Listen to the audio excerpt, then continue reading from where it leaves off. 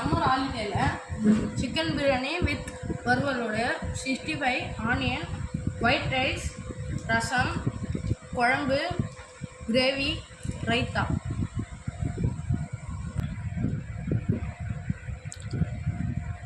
Chicken வறுவலோட புது வெரைட்டியான பிரியாணி போல சிக்கன் வறுவலோட இருக்குது. முட்டை இன்னைக்கு ஒரு புடி.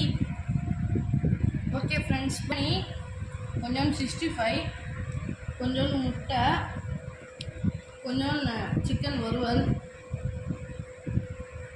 கொஞ்சம் ரைத்தா எல்லாமே சேர்த்து சாப்பிட்டு பார்த்தா காரமாக